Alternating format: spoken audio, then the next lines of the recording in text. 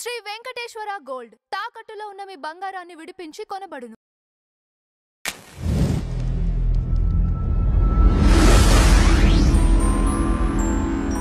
హిందువులకి ఏదన్నా ప్రొటెక్షన్ కావాలనుకున్నా లేకపోతే ఏదన్నా ధర్మాన్ని కాపాడుకోవాలనుకున్నా వీళ్ళకి ఏమున్నాయండి? ఇప్పుడు మఠాధిపతులు లేకపోతే ఇంకో ఎక్కడ వీళ్ళు అడ్రస్ చేయాలంటారు?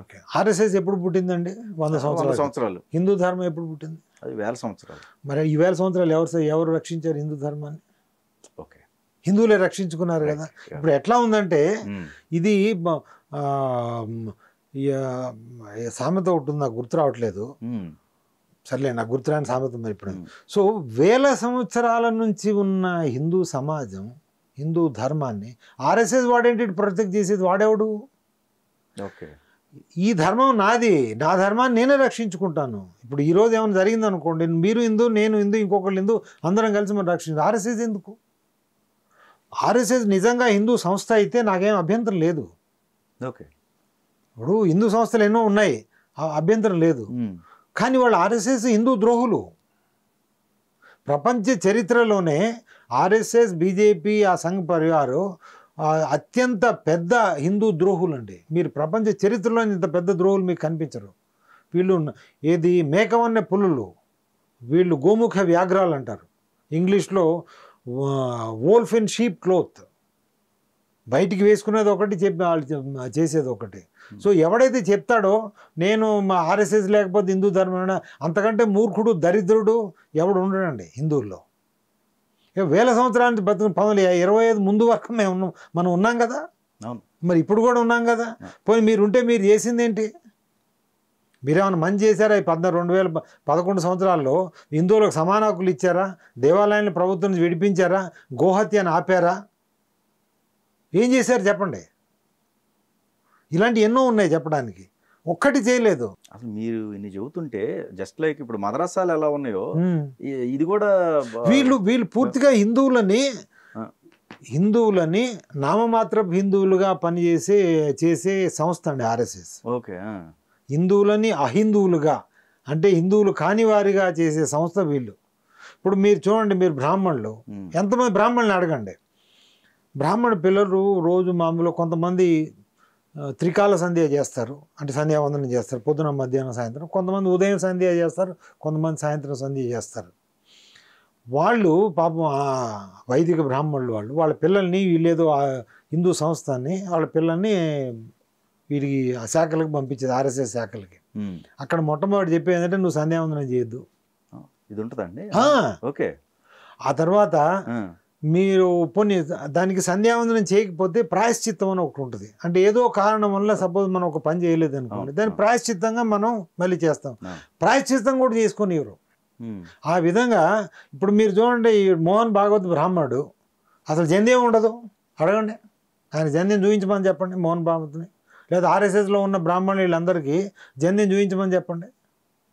వాళ్ళు మొత్తం వాళ్ళు అసలు హిందువులే కాదు, వాళ్ళు ఒక రాజకీయ కార్యకర్తలు అంతే. ఓకే, హిందూ ముసుగులో ఉన్న రాజకీయ కార్యకర్తలు. వాళ్ళకి కావాల్సింది రాజకీయ అధికారం, డబ్బు, ధనము, విలాసాలు తప్పిస్తే ఏం లేవు. ఇప్పుడు మోహన్ భాగవత్కి 36 మంది 40 మంది సెక్యూరిటీ ఎందుకండి? అసలు ఆయన ఏంటి? Mohan Bhagwat RSS chief.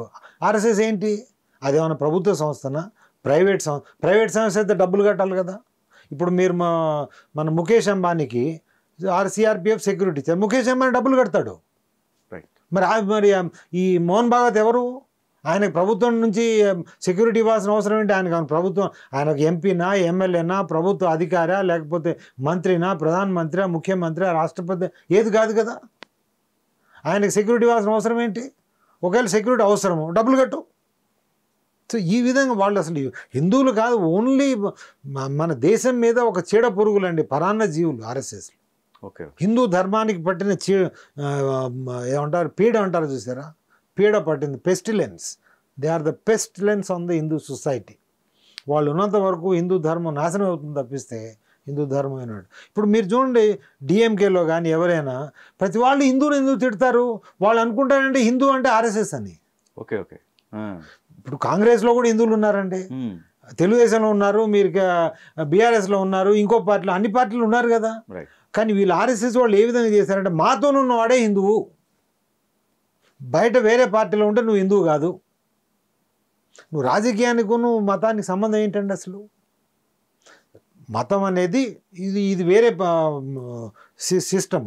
రాజకీయం అనేది నువ్వు అధికారం కోసం పోరాడేది, అందులో అన్ని రకాల వాళ్ళు ఉంటారు. కానీ వీళ్ళు ఏ విధంగా సృష్టించారంటే హిందూ అనేవాడు అంటే మరి ఆర్ఎస్ఎస్తోనే ఉండాలి, ఆర్ఎస్ఎస్తోనే ఉన్న లేని హిందూ వాడు హిందువే కాదు అని సృష్టించారు. అది మిగిలిన అది ప్రతిపక్ష పార్టీ అనే వాళ్ళు కూడా దాన్ని నమ్మినాయి. సో మనం హిందూ అని చెప్తే ఇప్పుడు వాళ్ళు క్రిటిసైజ్ చేస్తారు. ఇప్పుడు మీరు చెప్పిన దాంట్లో అసలు హార్డ్ కోర్ హిందూస్కి సంబంధించిన వాళ్ళు ఎవరైతే ఉన్నారో బ్రాహ్మిన్స్ కూడా కావచ్చు, కంప్లీట్గా బీజేపీతోనే ఉన్నారు. అదేనండి ఇప్పటి వరకు ఇప్పుడు వాళ్ళకి మభ్యపడి వాళ్ళు ఏ విధంగా అయిపోయిందంటే, ఎందుకు ఇప్పుడు మన దౌర్భాగ్యం ఏంటంటే బ్రాహ్మణులు ఒకప్పుడు అట్లీస్ట్ మన హిందూ ధర్మం ప్రకారం వాళ్ళు మన ఆలోచన ఇంటలెక్చువల్ పవర్. కానీ చాలామంది బ్రాహ్మణులు వీళ్ళ దుష్ప్రచారంలో పడిపోయారు. కానీ చాలామంది బ్రాహ్మణులు కూడా పడని వాళ్ళు కూడా ఉన్నారు. ఇప్పుడు ఉదాహరణ శంకరాచార్య, జ్యోతిర్మఠ శంకరాచార్య ఉన్నారు. ఆయన రోజు ఎక్స్పోజ్ చేస్తారు వీళ్ళని.